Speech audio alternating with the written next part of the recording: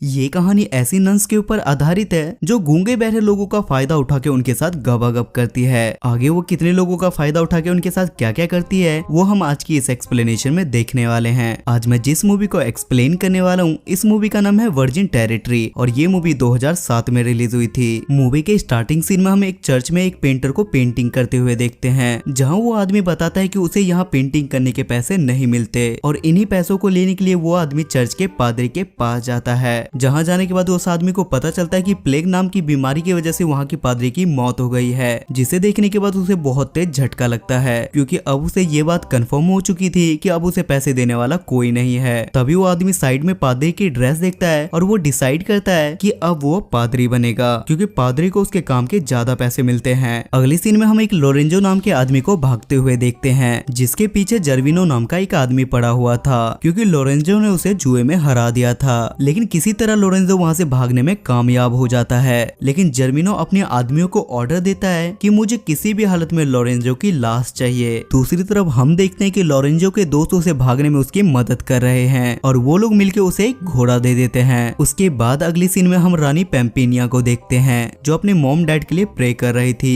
क्योंकि recently plague नाम की बीमारी से उसके भी मॉम डैड की डेथ हो गई थी। तभी उसके पास जर्मिनो आता है और वो उससे पूछता है कि अब तुम क्या करोगी, जिसपे वो बोलती है कि मैं रूस के राजकुमार से शादी कर लूंगी। तब जर्विनो अपनी औकात दिखाता है और वो पैम्पिनिया से कहता है कि तुम्हारे डैड के ऊपर मेरा बहुत ज्यादा कर्जा था और अब उनके डेथ के बाद उनकी सारी संपत्ति पे मेरा हक है और अगर तुम चाहती हो कि मैं ये सारी प्रॉपर्टी ना लूं तो तुम्हें मुझसे शादी करनी पड़ेगी। उसके बाद एक बार फिर से सीन शिफ्ट होता है और उसके बाद हम लोरेंजो को फिर से एक बार भागते हुए देखते हैं। तभी रास्ते में उसे एक आदमी मिलता है जो अपने साथ एक डेड बॉडी लेके जा रहा था। तब लोरेंजो उससे पूछता है कि ये मरा हुआ आदमी कौन है और ये कैसे मरा। तब वो आदमी लोरेंजो को बताता है कि ये गूंगा बहरा एक माली था जो कि पास ही के एक चर्च में काम किया करता था, लेकिन प्लेग नाम की बीमारी होने की वजह से इसकी भी मौत हो गई है। तब लोरेंजो के दिमाग में एक आइडिया आता है कि उसे अगर जर्विनो से बचना है तो वो उस चर्च में जा सकता है। तभी एक बार फिर से जर्विनो के आदमी उसके पीछे पड़ जाते हैं और उनसे बचने के लिए वो एक पेड़ की डाल पे चढ़ जाता है, जिसकी वजह से जर्विनो के आदमी उसे देख नहीं पाते और वो लोग आगे निकल जाते हैं और लोरेंजो किसी तरह बच जाता है। लेकिन बदकिस्मती से वो पेड़ की टहनी टूट जाती है, जिसकी वजह से लोरेंजो नीचे गिर जाता है और चोट लगने की वजह से वो वहीं बेहोश हो जाता है। उसके बाद दो नन उसके पास आती है और वो दोनों मिलकर उसे चर्च में ले जाती है और चर्च ले जाने के बाद वो दोनों मिलकर उसे गंदी तरीके से देखने लगती है और वो दोनों मिलकर उसे यहाँ वहाँ छूने लगती है।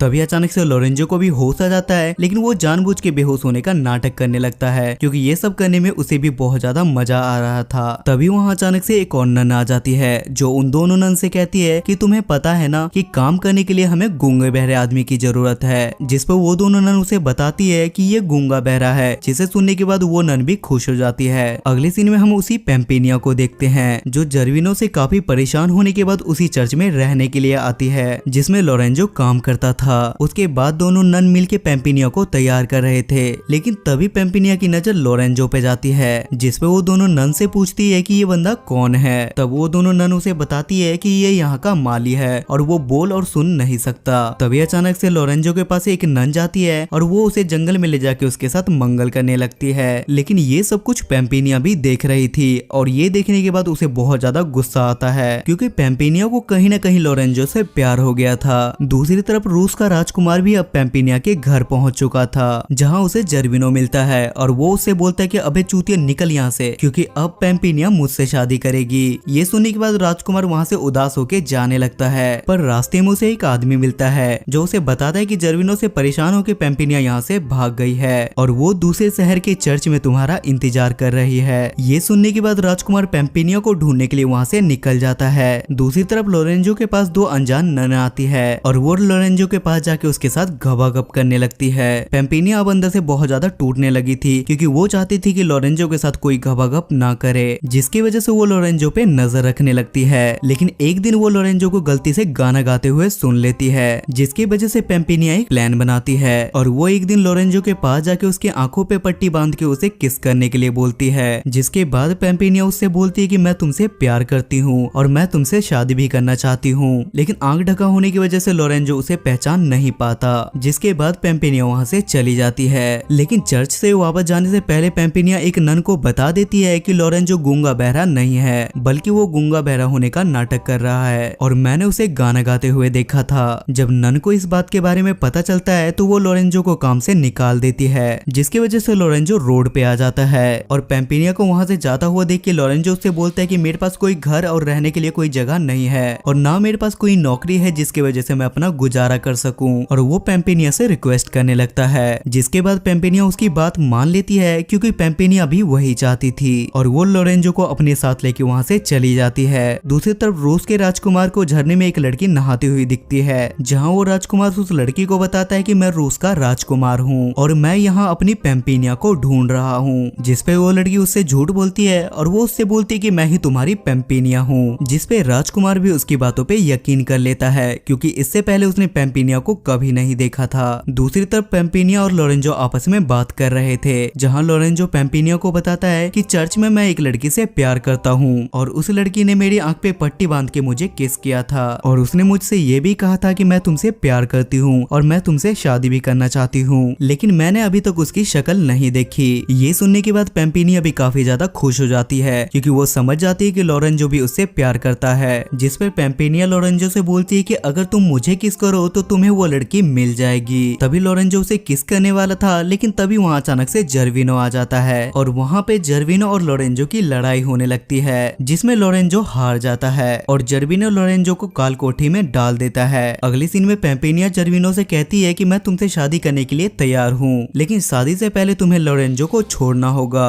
ये सुन के जर्विनो भी उसकी बात मान जाता है और वो शादी के लिए एक पादरी को बुलवाता है, लेकिन पादरी कोई और नहीं वही पेंटर था। जिसके बाद पेम्पिनिया पादरी के पास जाके उसे कुछ पैसे दे के बोलती है कि तुम जितना हो सके उतना शादी की डेट को टालते जाओ, जिस पे पादरी भी बिल्कुल वैसा ही करता है। लेकिन शादी की डेट आगे बढ़ता हुआ देख के जर्विनो तलवार निकाल के पादरी के गले पे रख देता है। तभी वहाँ रूस का राजकुमार आता है और तभी वहाँ पे लोरेंजो भी आ जाता है, जिसके बाद ये दोनों मिलके जर्विनो के आदमियों से लड़ने लगते हैं और लड़ाई खत्म होने के बाद लोरेंजो जर्विनो के साथ भी लड़ाई करने लगता है। लड़ाई के दौरान जर्विनो कुएं में गिर जाता है और उसकी वहीं पे मौत हो जाती है। जिसके बाद पेम्पिनिया अपना चेहरा ढक के राजकुमार के पास जाती है और वो राजकुमार के पास जाके उसे शादी करने के लिए मना कर देती है। जिसके बाद राजकुमार उसकी शक्ल देखता है और वो उससे बोलता है कि तुम भी वो पेम्पिनिया नहीं हो जिसके साथ मैं शादी करना चाहता था। तभी अचानक से वो लड़की वहाँ पे आती है जो राजकुमार को झरने के पास मिली थी और वो उस राजकुमार के पास चली जाती है। दूसरी तरफ लोरेंजो भी बोलता है कि मैं उसी लड़की से शादी करूंगा जिसने मुझे चर्च में किस किया था। जिसके बाद पेम्पिनिया लोरेंजो को किस करती है और लोरेंजो भी समझ जाता है कि पेम्पिनिया ही वो लड़की है जिससे वो प्यार करता है। जिसके बाद पादरी इन सब की शादी करा देता है और कुछ इसी तरीके से ये मूवी यहाँ पे खत्म हो जाती है। सो गाइज आई होप कि आपको आज की एक्सप्लेनेशन पसंद आई होगी और इस मूवी की IMDb रेटिंग है 4.8 स्टार्स आउट ऑफ 10 और इसे गूगल यूजर ने 77% लाइक किया है। अगर आपको एक्सप्लेनेशन पसंद आती है तो मेक श्योर आप मेरे चैनल को सब्सक्राइब करके बेल नोटिफिकेशन जरूर ऑन करना। तब तक के लिए स्टे सेफ, स्टे हेल्दी।